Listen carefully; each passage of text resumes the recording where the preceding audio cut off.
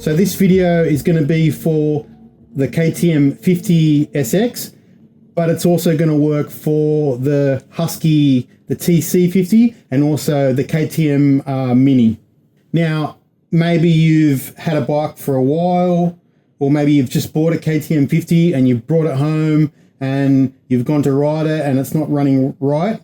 There's basically three things that usually are the problem with these little bikes. It's usually the electrical system, the clutch, or the fuel, carby and jetting kind of all together. So in this video, we're just going to work on the electrical side of things, and maybe in the future I'll do another video on specifically on the clutch or jetting and fuel and all that kind of thing. So the first thing you can do, make sure the bike's clean. This bike I've got apart because I'm changing a few things on it, doing a bit of a service, just checking a few things. So don't mind all the missing parts, but your bike should look exactly the same wires and everything like that. I've taken off the coil, so don't worry about that at this stage. But the first thing we're going to do, we're going to check the stator. Now, there are some symptoms that a troublesome electrical system on these bikes can kind of show. And a lot of the time, you know, the bike might start okay, but then once it's under load, once, you know, you're on the gas, it might start to break up, or maybe it'll run just fine in cooler weather, but then once you're in, you know, maybe a race or in hotter weather, it'll start breaking up and you'll have a whole bunch of drama. So a lot of the time, as I said, it can be the electrical system, but sometimes it's not the electrical system, and that's what makes these bikes often very tricky. So we're going to jump into what's under here and we'll have a look at that and do some tests. So the first thing we're going to do, we're going to remove this cover here, which gives us access to the stator. So now we've got the cover off, as you can see. And having a bit of a visual inspection, we can see that there's a little bit of rust on here. And then sometimes what happens is we get a bit of rust on here as well. So I guess it can affect the magnetism a little bit. What happens is because these covers, you know, they're plastic, they do warp a little bit and the seals do go on them. They tend to let a little bit of water and gunk in there sometimes. This one's already clean because I've cleaned it, but it ends up getting all in there, especially when you pressure wash it, and it can create rust and bits of sand and grit in there, and it really isn't good. It can affect the electrical system. I don't know if you can see that, but down in there's some rust. So after a ride where the kid has gone through a whole bunch of water, or it's been really muddy or humid and that, the best thing to do is to actually take this off and give it a good clean and spray some WD-40 or something similar in here to give it a bit of protection, and also let it drain out the bottom there and give it a good clean with a rag. So the next thing we're going to do is disconnect our kill switch here, and we've got this wire here with the spade connector. We're going to put a multimeter on that and check it. So we've got our red wire hooked up to the spade connector that goes into the stator. Then we've got our black wire, and this black wire is just going to touch somewhere on the metal to give us our earth.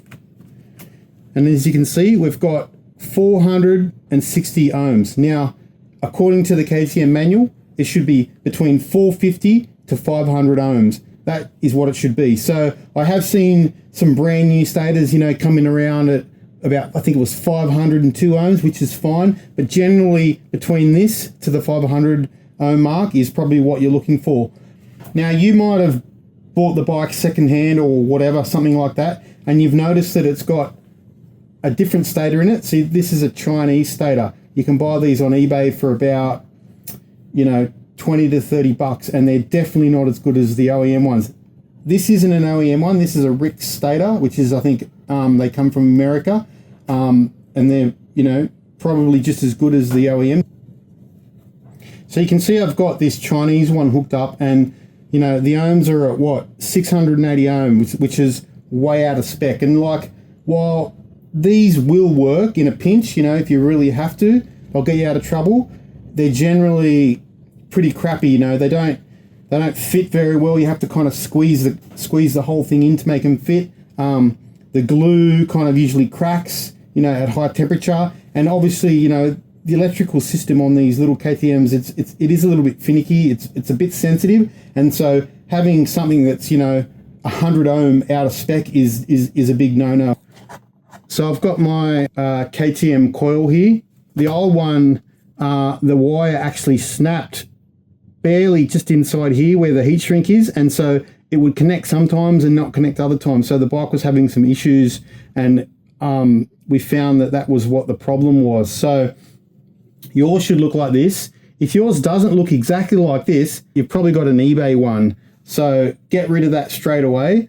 It should say Saletra on it, which is they're made in Italy. Yeah, so if you've got an eBay one, a Chinese one, get rid of it straight away. They're absolutely crap.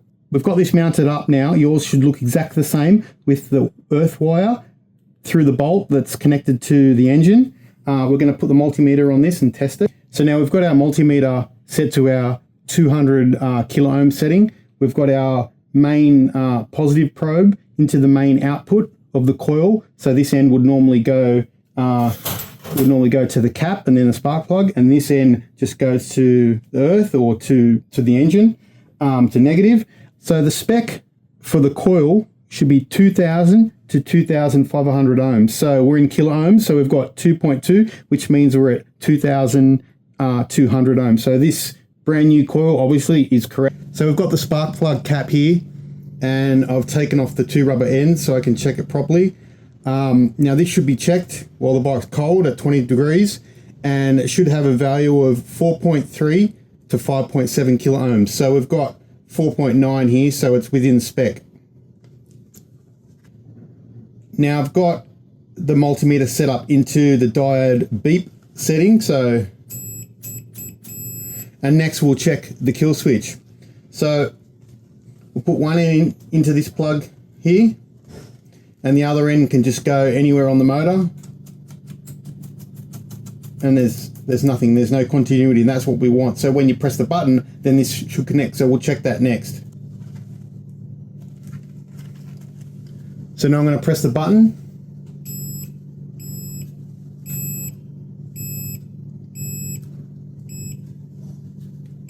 and that's working correctly.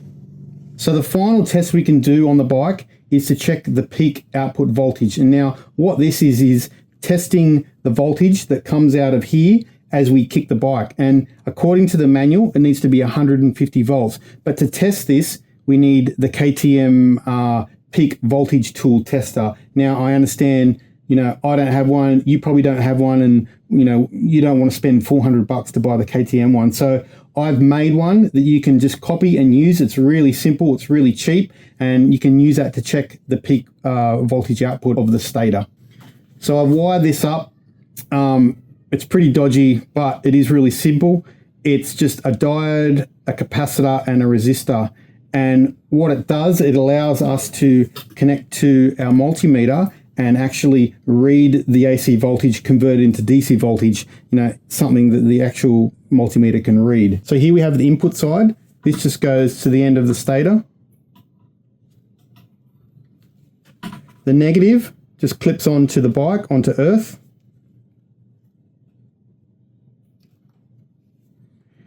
And the two output wires, they just go directly into the multimeter. So this is the wiring diagram. This is the circuit. You can see the diode, the capacitor, and the resistor. I picked all these up from J-Car. I think they were probably about $7 or $8 for the 3 parts, so pretty cheap.